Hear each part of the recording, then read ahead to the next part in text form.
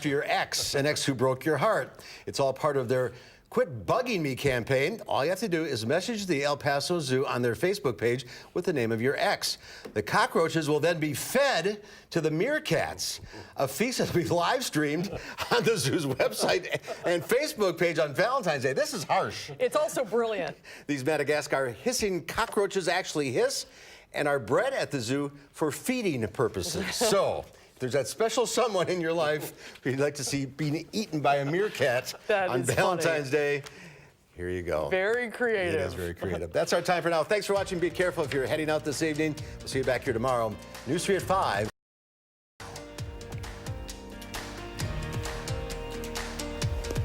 And right now at 5, a wintry mix of snow, sleet, and rain is falling across southern Wisconsin. We'll have team coverage of the conditions out there. A man has been arrested after attacking a suspect. Plus, a 23-day lockdown at Columbia County Correctional Institution is over now. I'll tell you what one inmate is saying about it. From the Channel3000.com Alert Center, this is News 3 Now at 5. And thanks for staying with us. We are seeing a wintry mix of rain, ice, and sleet across southern Wisconsin. We have team coverage with Chief Meteorologist Gary Canalti along with Rose Schmidt and Adam Duxter. But first, let's start with Gary on the weather patio. Gary? Well, at least for the time being, the snow and freezing rain has ended here in our backyard, but the winds have certainly picked up. And you can see we've got ice accumulations of about 1/4 to 1/2 inch on a lot of the branches here. So they are whistling behind me, and some of those may start breaking. But you can see the bulk of the heavier precipitation has shifted to the north and east. Still a little bit of light snow, especially north and west of Madison, but at least the precipitation starting to wind down as the freezing rain moves away. However, temperatures are starting to drop off very rapidly. Notice Milwaukee still above freezing at 33, Madison at 28, but temperatures are already down to around 10 degrees near the Mississippi River, and those temperatures will continue to plummet. Once you start getting to those levels, ice is not going to be melted by the salt that's on the roads, so roads could get slippery in a hurry. Winter storm warning remains in effect for another hour for Dane County and areas to the west and north, and winter weather advisories to our south and east, and also to the west into Grant County. Winter weather advisories and winter storm warnings remain in effect until midnight for areas north and west of the Wisconsin River and up toward the Dells. That's where a little additional snow is possible. And then a wind chill advisory is in effect until from 3 a.m. until noon tomorrow for all of southern Wisconsin for bitterly cold wind chills. In fact, temperatures will drop to around 0 or a little bit below by early tomorrow morning, but wind chills could be as cold as 25 below 0. Tomorrow's high temperature only making it up to 7, with wind chills staying below 0 through the day. That's your News 3 Now First Alert forecast. All right, Gary, thanks. If you are going to be out on the roads or sidewalks tonight or tomorrow morning, you may encounter some very slick spots. Temperatures, as Gary just said, are expected to drop, and officials in counties south of Madison are planning for conditions to get worse. Rose Schmidt joins us live. She's focusing on the main roads, and she tells us what's ahead. Rose? Yeah, so we are actually on 18151 now, heading toward Madison. We're on the roads now, trying to talk about these road conditions and how to keep you and your family safe tonight. Don't worry, we are buckled up, as you can see, and we're, like I said, we're heading toward Madison. And the roads right now are not too slick from what we can see. This road is actually looking pretty clear now, but we did spend the morning in Greene County today, where there were dozens of slide-offs because of freezing rain turning into ice. Crews in Greene County were out early this morning and did a great job getting the roads plowed quickly and spreading salt, of course. The sheriff told us he's concerned that temperatures are expected to drop in the single digits or below 0 tonight and tomorrow. There are a couple concerns. Number one is if it gets too cold for salt to react like it should. And another one that is a worry is that these fellows have been driving those trucks for many, many hours, and they're hoping they need to get some rest. The sheriff also wanted people to be aware that power outages could happen in Greene County as ice accumulates on trees and power lines. And of course, sidewalks and parking lots could be slippery. But of course, the highway that we're on right now is looking pretty good. We're out here staying safe and staying vigilant of these road conditions. And the sheriff also wants you to know that these road conditions right now, they're good, but that also could be misleading because these road conditions could be deteriorating tonight and tomorrow. So if you're heading into work tomorrow, that is something to be aware of. But we are buckled up and safe, and we'll send it back to you. Glad to hear. Stay safe. Thank you, Rose. And freezing rain has also impacted Rock County, as you can imagine, where overnight road conditions sent dozens of cars into ditches. The county's emergency management team says the rain is just the latest challenge that it's faced. Rock County reporter Adam Duxter has more from Newville. Well, the freezing rain's been coming down pretty consistently all day long here in Rock County, which has actually led leaders here in this neighborhood to close it off. And it doesn't matter where you look, you see vehicles off the road, and the Rock County Sheriff's Office says this is just the latest in a stretch of particularly bad weather. As rain continues to fall in Rock County, traffic along Milton Avenue in Janesville is going slower than usual. By noon today, the Sheriff's Office said there were 20 confirmed accidents and 50 slide-offs caused by the bad weather. The most significant concern is the icy roads. And you just can't stop once you hit ice. There's no traction. Sergeant Kohler's advice, if you can, stay off the roads entirely. So we're really at this point just trying to keep folks off the road so that we can take care of the roads and do whatever we can to handle the conditions of the road before more vehicles crash into each other and we have more injuries and more accidents. And even in parking lots and sidewalks where things might not look that slippery, they still can be. Much of southern Wisconsin has experienced a bit of a gauntlet when it comes to weather over the last 3 weeks, with snow, followed by cold, now this. Sergeant Kohler says Rock County is no different. It hasn't ended, so there's been a constant hurdle for us to look at what's next. How do we work together to address this next thing? And that this weather has lasting impacts that hurt more than just commuters. And there's a lot of different things that go on in those communities and impact our livestock and impact our dairy production and things that people may not always think about, hazardous chemicals, the interstate. But even though it's been a challenge to keep the roads clear, Sergeant Kohler said she's proud of the work the county is doing so far. And Sergeant Kohler says the real danger will come tonight when the temperatures drop and the winds pick up. She says for now, it's a matter of staying off the roads as much as possible. In Newville, Adam Duxter, News 3 Now. And with the freezing rain and icy conditions over the past 24 hours, SSM Health is asking people to be very careful outside. Officials at SSM Health say they've been treating a number of weather-related slip and fall cases, and they say they've treated 14 cases of falls as of this afternoon. In other news, police have arrested a man they say attacked a UW student early Sunday morning. Police arrested the 22-year-old yesterday evening and held a news conference today. Our Keely Arthur joins us live downtown with the very latest. Keely? Authorities say it was here where a 19-year-old student walking down Langdon Street by herself early Sunday morning was grabbed by a man she didn't know, taken to a secluded area and beaten. Police arrested 22-year-old Jerome Winslow yesterday at 7 p.m. Investigators say he followed another woman earlier in the night, but she was able to make it home safe. The victim here wasn't as fortunate. She was attacked by Winslow, a man she had no connection to, just before 3:30 a.m. Sunday. The extent of her injuries were largely to the face, involving fractures, which required a surgical response. Obviously, when you are dealing with someone who's had a lot of fractures to the face and the orbital area, that creates incredible swelling, so as to almost be unrecognizable. Now, Winslow had an extensive violent criminal past. Koval expressed frustration over the fact that he was out free in the community in the first place. Now, city cameras like the one you see here played a vital role in tracking Winslow down. It was an officer who was reviewing footage able to recognize Winslow, and that's how they were able to make the arrest. Back to you. Keely Arthur live on Langdon Street. Thank you, Keely. A Reedsburg woman was cited twice within hours last night for drunken driving. 27-year-old Miranda Batzler was arrested for operating while intoxicated just before 8 last night after she was seen driving left of center in the area of Pine and East Main Streets. Batzler was processed and released for the first OWI arrest and turned over to a sober driver. Around midnight, she was observed driving the wrong way on a one-way street. The officer stopped the vehicle and Batzler was arrested a second time for OWI. This just in from the Channel 3000 Alert Center. Governor Tony Evers has ordered flags to be flown at half staff in honor of the Milwaukee police officer who was shot and killed in the line of duty. 35-year-old Matthew Rittner was fatally shot while executing a search warrant yesterday.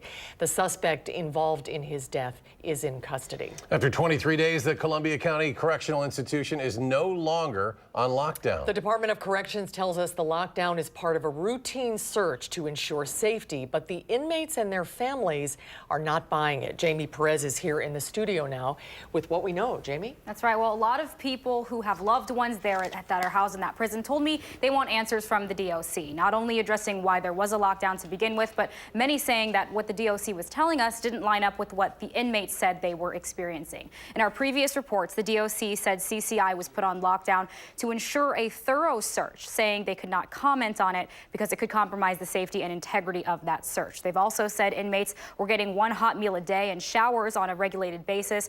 Letters from inmates said this was not always the case. I did speak with an inmate on the phone this afternoon who says now he feels he's being retaliated against after his wife told us her concerns. Retaliation is something that we are definitely concerned with, being that now they took some of our clothes, that we don't have our state-issue boots, which you have to wear state boots to go on the visit. They know that taking the boots, that denies people from being able to have a visit with their family. Visits are tomorrow. And I have spoken with one of the district representatives for that area. He said he is aware the lockdown is over, but is working on speaking with the warden and inmates today and tomorrow to get answers for anyone who has expressed their concerns. Normally scheduled visits and programs, as well as activities, will resume tomorrow at the prison. The DOC has sent a statement in regards to all of these concerns. What they're saying, I'll have that coming up tonight at 6. We'll see you then. Thanks, Jamie. The principal at Beloit Memorial High School has been placed on administrative leave. School District of Beloit spokesperson Brian Visters confirmed to News 3 now that Principal Orlando Ramos has been placed on leave. The School District of Beloit is not releasing a reason for it, but says it's an administrative issue. Ramos was just hired for the position in July. This is his first year with the school. UW-Madison is launching a review of fraternity and sorority life. The university says a team will look at accountability, diversity, and inclusion that members experience and student safety. The team is expected to release a report with recommendations this summer. The university currently has 60 fraternity and sorority chapters made up of 4,500 students. The school terminated its Kappa Sigma fraternity last year after people pushed a television set off the chapter's balcony in June and nearly hit a woman walking on the sidewalk. 2 fraternity members were cited for disorderly conduct. A state grant will help finance the construction of a multi-specialty dental and health complex in Mount Horeb. The Wisconsin Economic Development Corporation says the $250,000 grant will support the development of an 11,000 square foot multi-tenant complex that will provide dental services to residents of Mount Horeb and surrounding areas. The $2.6 million project will be located in downtown Mount Horeb. Tenants will include Mount Horeb Dental LLC, Mount Horeb Dental Specialty, and a new medical spa. The project's expected to create 15 to 20 new jobs, as well as retain 24 current jobs. We're now 204 days away from the 2019 football season, and today the Badgers released their schedule for the upcoming season. It will kick off Friday, August 30th on the road in Tampa against the University of South Florida. The Badgers will then have a 5-game home stretch against Central Michigan, Michigan, Northwestern, Kent State, and Michigan State. The final game of the Badgers regular season will be at Minnesota as they battle the Gophers for Paul Bunyan. Bunyan's axe. And there's more to come on News 3 Now at 5. Up next, Democrats are launching new investigations into President Trump's personal finances. We'll have the latest from Washington. And what started as a scandal involving Virginia's governor is now running much deeper, with more of the state's top leaders under fire. We'll have more on the accusations. When trade war fears resurface, the Dow plummets 221 points. The Nasdaq drops 87. The S&P 500 lost 25.5. We'll be back in a moment.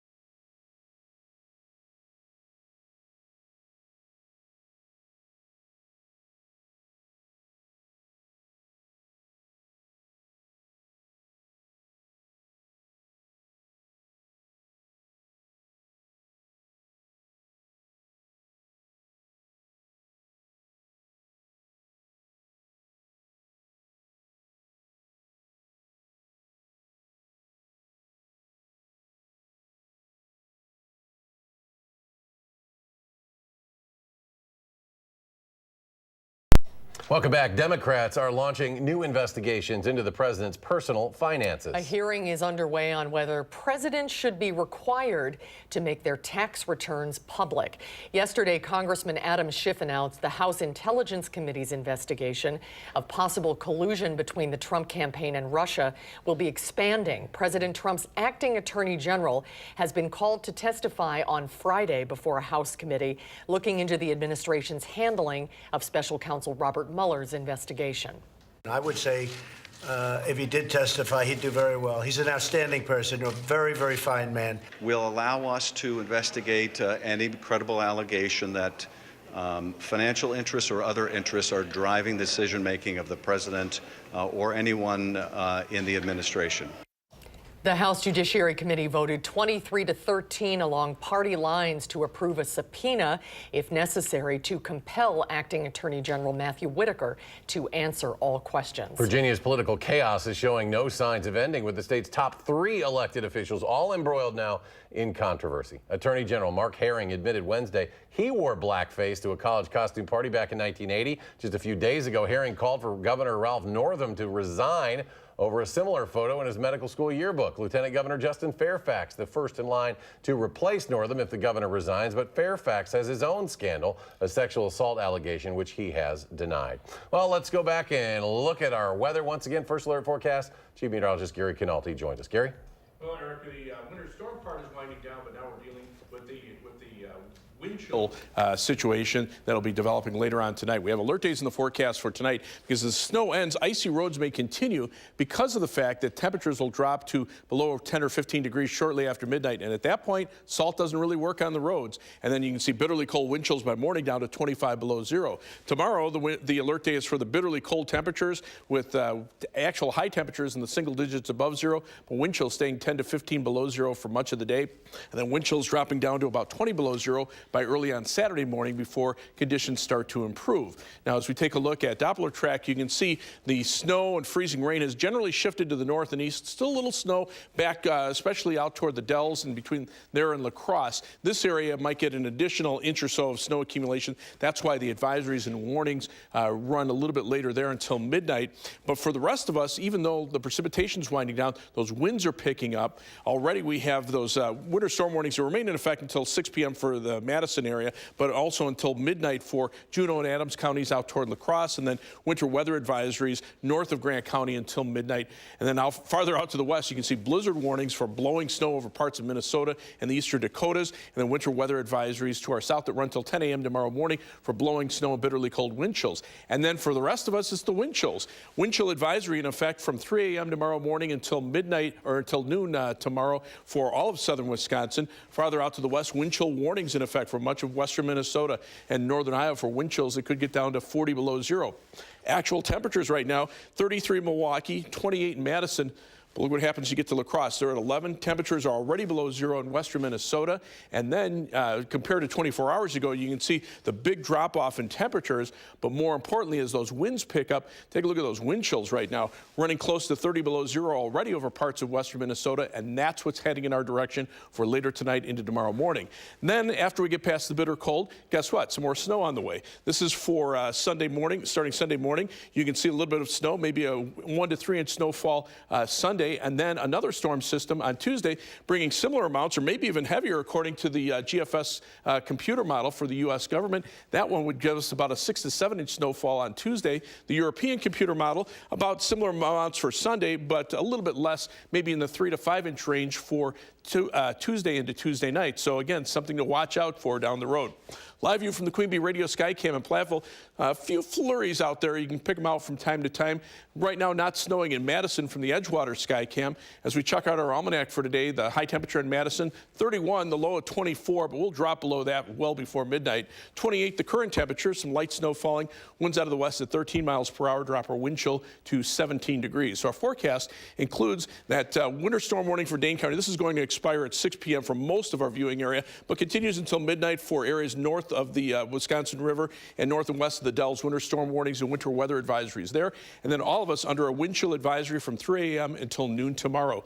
For tonight, look for a low temperature of 1 below zero by morning as skies clear out later on and the snow ends. It'll be bitterly cold with wind chills to minus 25 by morning. For tomorrow, look for sunny skies, partly sunny skies, but bitterly cold with a high of only 7. On future track, you can see the rest of the snow moving out overnight, the skies clearing out, temperatures dropping below zero, staying only in the single digits during the day tomorrow, dropping to near 10 below zero tomorrow night, at least with a little less wind. And then on Saturday, partly sunny skies, high temperatures in the mid to upper teens. As we take a look at the 10-day forecast, you can see those temperatures getting back up to around 30 for the early part of next week, but there'll be some chances for snow Sunday and then Tuesday, and then a winter storm toward the end of next week could bring a variety of wintry weather. As we take a look at first alert traffic right now, things on the Beltline are actually looking pretty good.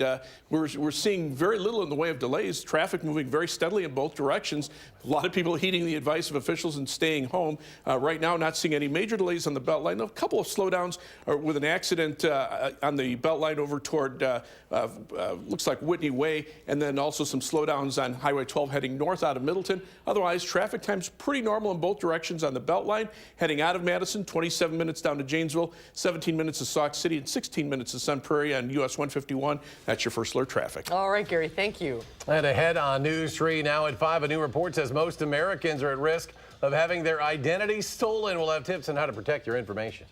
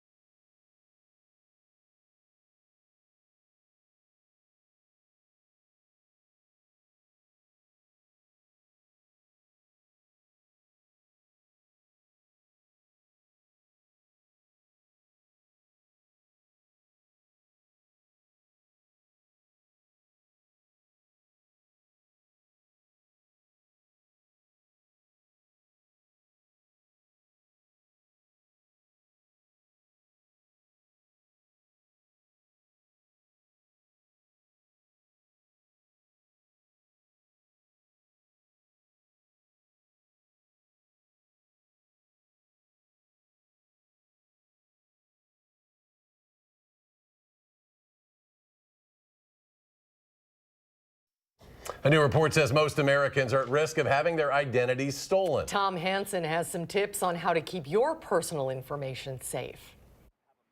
Lori Cooper had her identity stolen once and now gets creative with her passwords. Are you pretty vigilant about changing your password? I have crazy passwords. And how do you keep them all straight? That's my thing. Is like I write them down somewhere and hide them. But for most people, unique and complex passwords aren't a priority. Do you change your password enough? I have about 3 of them that I use for everything interchangeably, so no, not at all. No, it's been the same one for like 10 years. 73% of people believe that having their identity stolen is as bad or worse than a home break-in. But according to a new report from creditcards.com, 9 out of 10 Americans still aren't doing enough to keep their personal data secure. As consumers, I think we need to assume that our data has been compromised. Industry analyst Ted Rossman says people constantly put their identity at risk. Nearly half use public Wi-Fi, a danger because it can be hacked.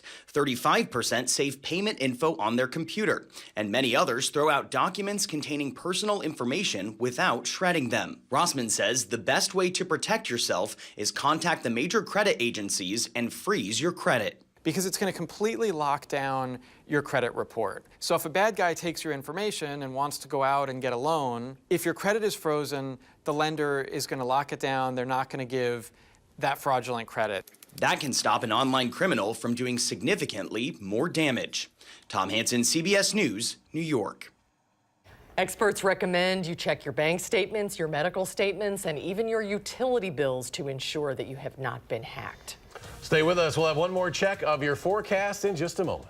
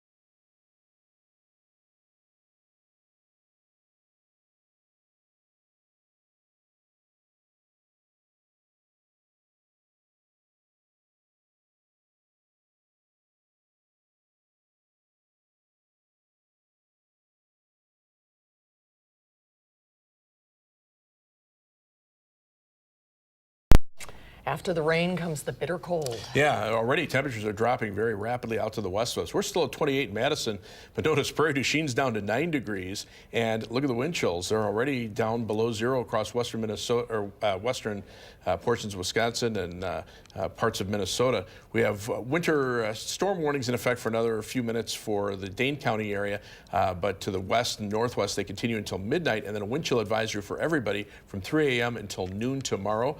As we look at that 10-day forecast, after we come out of the bitter cold weather, some more snow Sunday with a couple of inches of accumulation, some more snow Tuesday with some more accumulation, and then maybe a storm Friday with wintry mix in there. Well, you're full of all kinds of good news there. We'll see you in 30 minutes for News 3 at 6.